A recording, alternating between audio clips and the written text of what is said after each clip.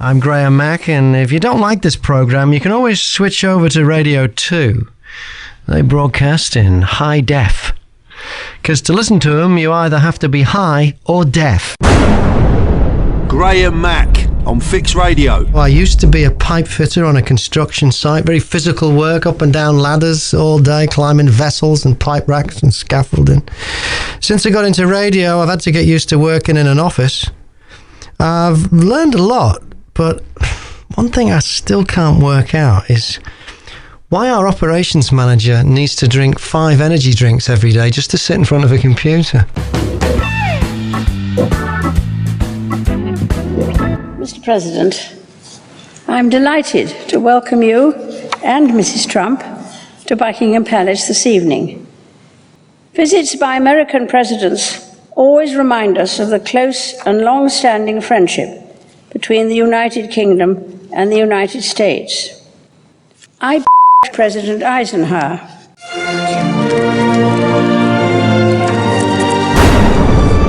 Graham Mack on Fix Radio. Things you've seen on toilet walls, Mick. We went out with our mates, and I went into the toilet after my mate, and it said, if you want whatever, call this number. And it was mine.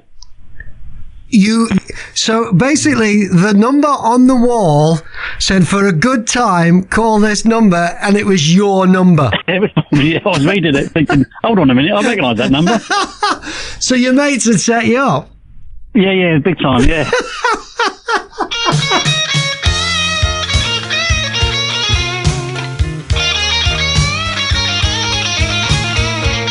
Talking about famous people you've had selfies with, and Jonathan from EMU24, you had some? Yeah, I've had a few over the years. Yes.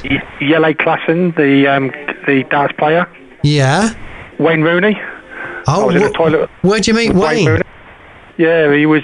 He's got a box at Old Trafford, right? And the company I know invited me along, and they've got a joining box next door. And I didn't know this, but I was in the toilet, and he walked in next to me, and I thought, I can't ask him for a selfie in the toilet, so I'll wait for him outside. Good plan. And have a selfie, please. He said, if you'd have asked me in the toilet, I might have chinned you, he said.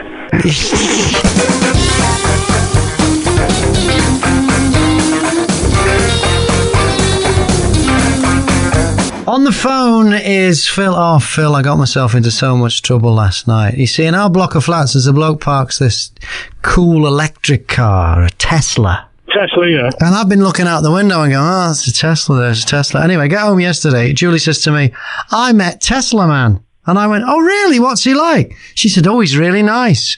Says, oh, yeah, super nice fella. Really, really nice. Quite artistic. I said, oh, yeah, a photographer. I said, oh, yeah. She said, and his partner is a lawyer. And I went, oh, right. So he's gay then? And she went, no. They have female lawyers now, Grandad.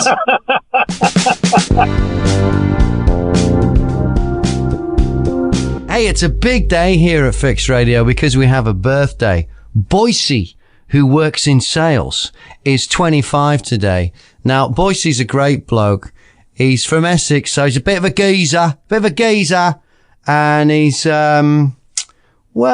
he's young, free and single. He likes the ladies, even though he's not been that lucky with them lately. Anyhow, happy birthday, Boise. This one's for you. Today is Boise's birthday. We all love him 'cause he's a wag. Today is Boise's birthday. He's good looking but he don't like to brag. Today is Boise's birthday. He's really hoping for a shout out to Boise. Graham Mack on Fix Radio. And let's talk about my favourite stripper. Because getting paint and coatings on is a damn sight easier than getting it off. You know what I'm saying, fellas? That's why the creators of CT1, the UK's #1 sealant and adhesive, came up with PeelTech. PeelTech is a revolutionary product that's 100% methyl chloride free and removes all coatings in minutes. PeelTech does all of this without burning you or the base material. It's already changed the daily routine and work of countless painters and decorators. And PeelTech also removes graffiti. See Peel Tech in action. Yeah, live at the Painting and Decorating Show at the Ricoh Arena in Coventry, Tuesday the 26th and 27th of this month. There'll be live demos. At stand 75A, a team of CT1 technical representatives will answer all of your questions. Peel Tech. Paint simply peels away.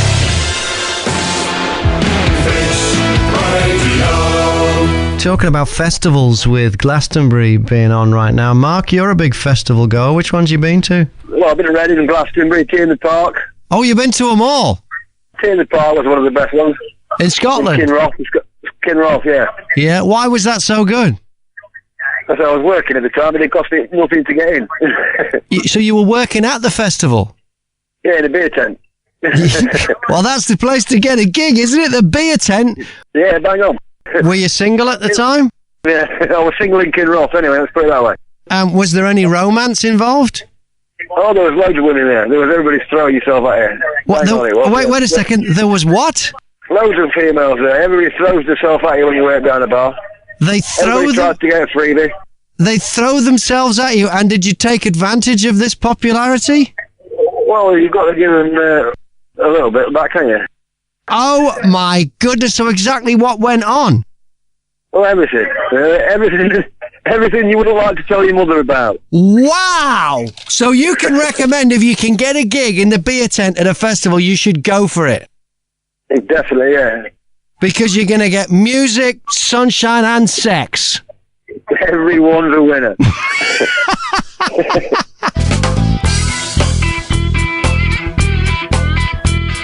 What's the worst Christmas gift you've ever got? Steve? My nan used to live in Ipswich and we used to go up there as a family, and my nan actually knitted a pair of swimming trunks for me. And they were, I think they were, yeah, this is, I'm not making this up. They when you went, we had to go swimming, and of course, and this was obviously later in the summer. Oh, Steve, you must take your nan's swimming trunk that she knitted you. Very fine needles, very fine, like a wool. Yeah. But it was incredibly itchy. I don't know what. I can't even. It wasn't a wool. It was like a wicker.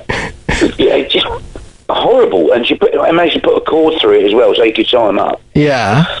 And of course, when you went swimming and you came out of the water, you used to come out with half a ton of scampi in them because they used to expand, and half the beach used to drop out of your backside. They were like a sieve, and they were just horrible. And I think I only wore them once and never again, because you had to literally hold them up when you came off the beach because they didn't give at all.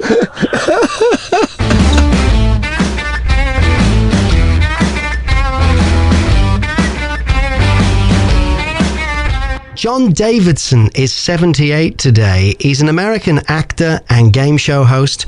In the 80s, he hosted a show called That's Incredible. It featured incredible stuff from all over America. Good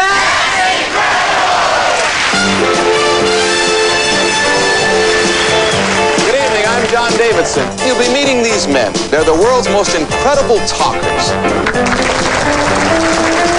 That's incredible.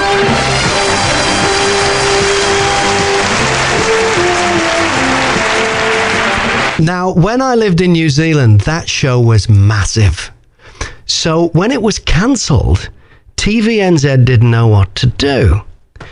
So in the end, they decided to make their own version. But they couldn't use the name That's Incredible. So this is what they came up with. Television New Zealand and the New Zealand Women's Weekly present...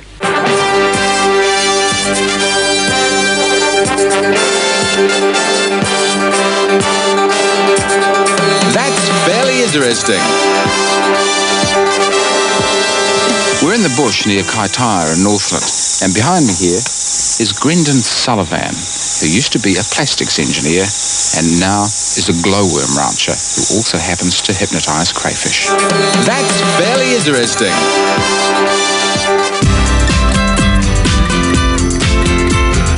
I say I've got a couple of missed calls here from Brummy Phil. I wonder what he wants. I'll just give him the old 1471 and give him a call back.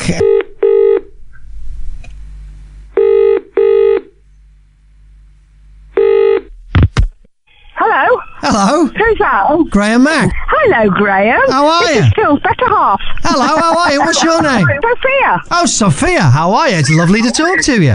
And you too. How you doing? Good. I've missed a couple of calls from Phil. What's urgent that he needs to talk to me about? I don't know. What's urgent that you need to talk to him? Hang on a minute. Sorry, Graham, you was talking about festivals. Yeah. Do you remember when you came to Cofton Park for the BRMB party in the park? Yeah, I did a couple of them. Which one in particular are you thinking of? The one where you got everyone in the audience to say hello to your friends in New Zealand who were listening online. I remember that. It was yesterday. It's brilliant. Did you know that there are thousands of people listening to this all over the world at brmb.co.uk on the internet? Two of my very special friends live in New Zealand and they're listening right now. And it would be a real buzz if you all said hello to them. Their names are Roy and Marlene. So on the count of 3, I want you to say, hello, Roy and Marlene. 1, 2, 3.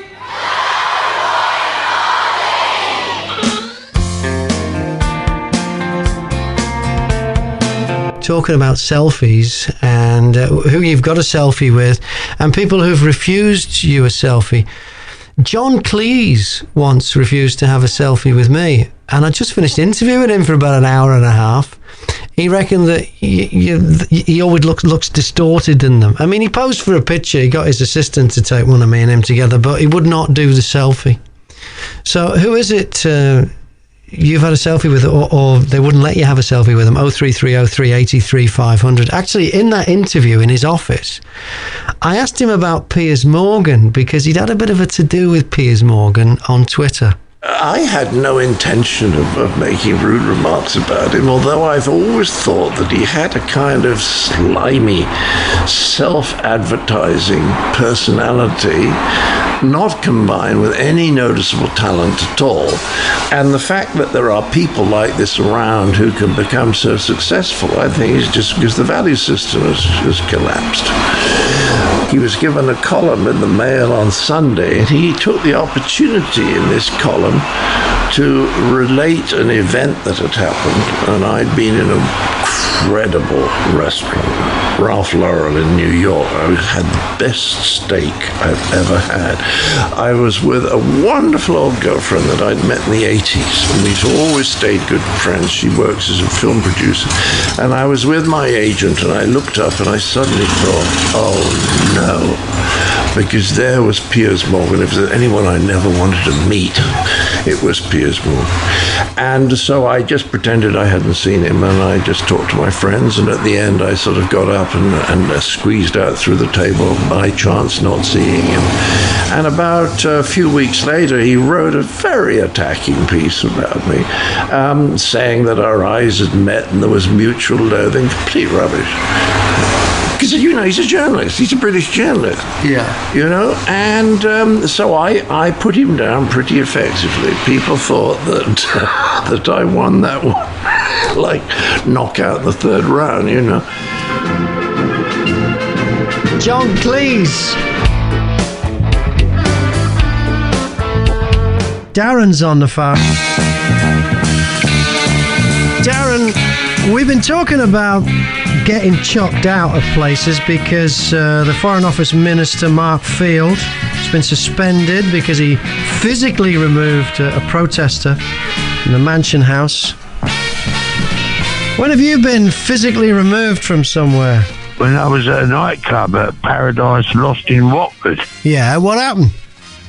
My sister got an 18th birthday invite Yeah. Like with the old 3 bottle of champagne and all that old chestnut. Okay. And she was allowed to take 5 guests. Yeah. So she took me, my brother, and I took my fiancée, and my brother took his girlfriend. And then this geezer asked her to dance on the dance floor. Yeah. Right, and started to get a little bit fresh. And my brother, like, got the hump about it. Yeah. And went up and started on the geezer. Right. And then I went up and said to my brother, leave it alone, it's her birthday, man, like, you know, what's wrong with you? And then he started on me because he had a few drinks. So I smacked my brother, like, yeah, and broke his nose. And then, jeez. Yeah, and then I got thrown out. Got thrown out of the nightclub, and we had a minibus and all. That, but we ended up coming home, and everybody else had to stay there. Right, so did it? So you came home in the minibus? Yeah, wow! I did. I got arrested. My brother, seriously, Graham, my brother had me arrested. And they come and got me, like, about 4:30 in the morning and carted me all the way back to Shady Lane in Watford to the police station and kept me in there all weekend. Goodness me, that's a tragic tale of a birthday gone horribly wrong.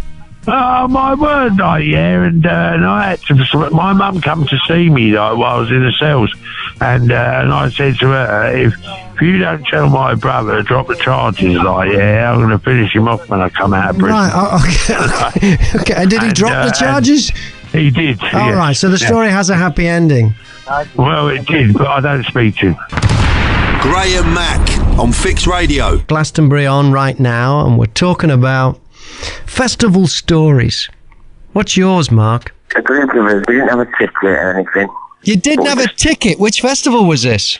Glastonbury. It was Glastonbury, okay. No ticket, right. So we got down there, climbed over the fence, nowhere to sleep, like, so we then started walking around the festival, right, and then we bumped into this guy we knew. Yeah. And he's like, I'm going to stay with you, I've lost my mates. I've lost the group who I was with, and I was going to go home, but is it all right if we stay with you? So he was like, yeah, all right. How many of you is there? 6. Right, and you said it's all right to stay with us, but you've got nowhere to put him.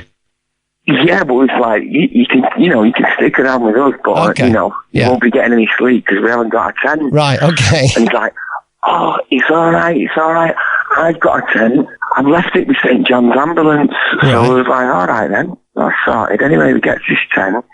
It's only like a 12-man luxury tent, so we set it up. Yeah. Started having a few drinks. I said, listen, pal, if your mates turn up now, yeah, they're not getting in this tent. And he's like, no, you're right, because you have looked after me. Right. You've looked after me and everything. This is yours now for the weekend. It's ours. Brilliant. Like, all right then. So we got our stuff together and we went off to go and see the orb, I think it was. Yeah. And anyway, next minute we've lost our guy, haven't we? He's disappeared in the crowd. He's done another disappearing act, only now he's disappeared on you. Disappearing act. Yeah. Yeah, we can't find him. We do what you do at Glastonbury. Okay. Enjoying ourselves. Get back to the tent. He's still not there. 3 days he didn't turn up. Back to the tent. Right. So they're like, well, what should we do? So we just packed the tent up. Yeah. Come home. Yeah.